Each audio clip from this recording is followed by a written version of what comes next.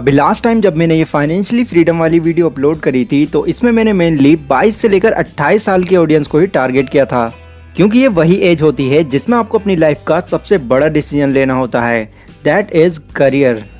जब भी आप 12th या फिर ग्रेजुएशन करके बाहर निकलते हैं तो आपको अपना करियर बनाने के लिए दो ऑप्शंस दिखाई देते हैं, जिसमें से पहला होता है जॉब और दूसरा होता है बिजनेस। और यही दो ऑप्शंस आपका आने वाला पूरा फ्यूचर डिसाइड करते हैं। अब कुछ लोग यहाँ पर आकर भी और पढ़ाई कंटिन्यू रखते हैं ताकि आगे चलकर उनको एक बड़ी डिग्री मिले जिसके थ्रू वो एक अच्छी खासी सैलरी वाली जॉब हासिल कर पाएँ। बट वो लोग जो कि यहीं से ही अपने करियर की शुरुआत करना चाहते हैं, उनके लिए इन ऑप्शंस को डिसाइड करना एक बड़ा टास्क हो जाता है, जिसमें से 90% लोग जॉब को ही प्रेफर करते हैं। मैं आपको यहाँ पर ये बिल्कुल नहीं कहने वाला कि आपको एक बिजनेस करना चाहिए या फिर एक जॉब आपके लिए एक बेस्ट ऑप्शन है। आज जो भी बातें इस वीडियो में मैं आपके साथ शेयर करने वाला हूँ वो एक एक बात फैक्ट पर होगी। उसके बाद आप ये खुद ही डिसाइड कर पाएंगे कि आपको इन दोनों ऑप्शंस में से कौन सा ज़्यादा सूट करेगा। So let's begin. आज से कई सालों पहले जब चीज़ें इतनी डेवलप नहीं हुई थी तो ऑलमोस्ट हर बड़ी कंपनी को अपने लिए हज़ारों एम्प्लॉयज़ चाहिए होते थे। मतलब मान लीजिए अगर कोई शूज़ की कंपनी है तो शूज़ बनाने की हर एक एक्टिविटी के लिए उनको वर्कर्स की ज़रूरत पड़ती थी।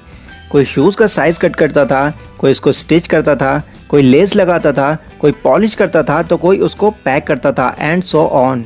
फिर धीरे धीरे रेवोल्यूशन में चेंज आने लगा और मैक्सिमम एम्प्लॉयज़ को मशीन्स के साथ रिप्लेस कर दिया गया। आज के टाइम में ज़्यादातर जितनी भी बड़ी कंपनीज़ हैं वो इसलिए एम्प्लॉयज़ को हायर करती हैं ताकि वो उन चल रही मशीन्स को सिर्फ मैनेज कर सकें। अब हो सकता है कि इन फ्यूचर हमें ऐसा भी टाइम देखने को मिल जाए कि उन बचे कुछ एम्प्लॉयज़ की जगह भी वो मशीन्स ही ले लें। लेकिन इन सभी चीज़ों के बावजूद भी हम फैमिली, नेबर्स या फिर रिलेटिव से अब तक सिर्फ यही सुनते आ रहे हैं, बेटा अगर अपनी लाइफ में कामयाब होना है तो पढ़ लिख कर एक अच्छी जॉब हासिल करो ताकि तुमको कभी किसी चीज़ की टेंशन ना हो। अब उनके हिसाब से ऐसा कहना बिल्कुल गलत नहीं है, क्योंकि आज भी वो उस टाइम को इमेजिन करते हैं जब कोई भी इंसान पढ़ाई करके अच्छे मार्क्स लाके एक अच्छी खासी जॉब पाकर अपनी लाइफ एंजॉय कर सकता था। बट उस वक्त ना तो नौकरियों की कमी थी और मोस्ट इम्पॉर्टेंट चीज़ ना ही उस वक्त इंटरनेट था। अब उस टाइम में और आज के टाइम में सब कुछ बदल चुका है। टेक्नोलॉजी आज पूरी तरह से एडवांस हो चुकी है। आज एक तरफ अगर कोई इंसान सिर्फ 10-15 हज़ार रुपये पर मंथ कमा रहा है, वहीं दूसरी तरफ कोई ऐसा भी है जो अपने स्किल्स और टैलेंट के बेस पर हर महीने लाखों कमा रहा है। और ये सब वो पॉसिबल कर पा रहा है अपने रेवोल्यूशन अंडरस्टैंडिंग की वजह से, क्योंकि वो जानता है कि आज का टाइम एक ऐसा टाइम है जहाँ पर जॉब के अलावा भी पैसा अर्न करने के हज़ारों रास्ते हैं। अब मैं यहाँ पर ये बिल्कुल नहीं कह रहा हूँ कि जॉब करना बेकार है और आपको सिर्फ बिजनेस करना चाहिए। जॉब करने के भी अपने कुछ बहुत से ऐसे फ़ायदे हैं जो कि बिज़नेस के दौरान आपको बिल्कुल नहीं मिलने वाले। जैसे एक बार अगर आपकी जॉब कहीं पर लग जाती है तो ये कंफर्म है कि हर महीने आपकी सैलरी आ ही जानी है। बट बिज़नेस में ऐसा बिल्कुल नहीं है, खासकर तब जब आप एक स्टार्टअप कर रहे हैं। यहाँ पर आपका पहला प्रॉफिट आने में 6 महीने से 1 साल तक भी लग सकता है और उसके बाद भी पूरी श्योरिटी नहीं है कि आप झट से मिलियनर बन जाओगे। अगर आपका बिजनेस किसी वजह से फेल हो जाता है तो यहाँ पर आपको एक भारी नुकसान भी उठाना पड़ सकता है। और जॉब करने का दूसरा फ़ायदा है आपके वर्किंग आवर्स।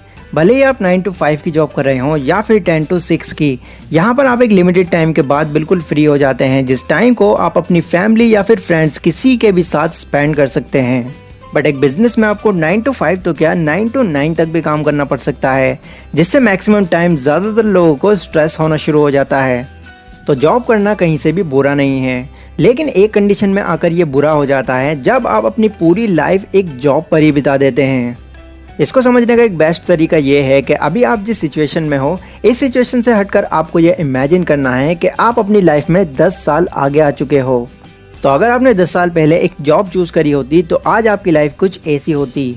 आपकी 30,000 की सैलरी बढ़कर 40 से 50,000 रुपये हो जाती, जो कि 10 साल के हिसाब से इन्फ्लेशन से भी कम है।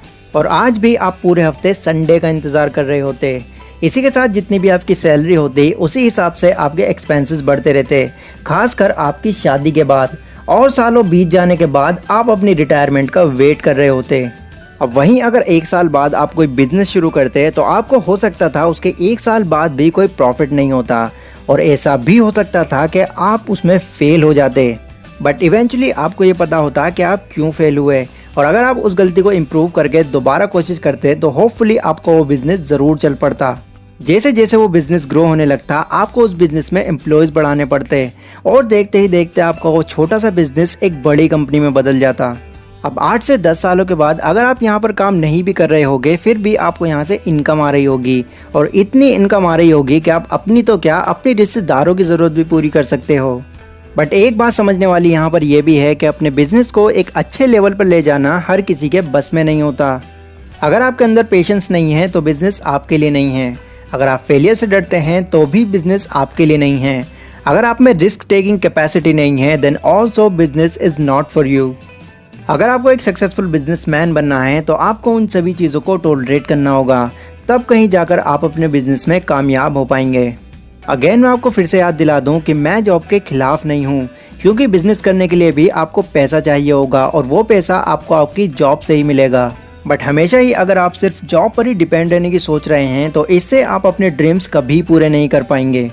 सो एज अ कंक्लूजन, अब ये सिर्फ आपको डिसाइड करना है कि आप हमेशा ही किसी कंपनी के एम्प्लॉय बने रहना चाहते हैं या फिर किसी कंपनी के मालिक। लाइक और शेयर कीजिए अगर ये वीडियो आपको ज़रा भी यूज़फुल लगी हो तो, एंड मुझसे और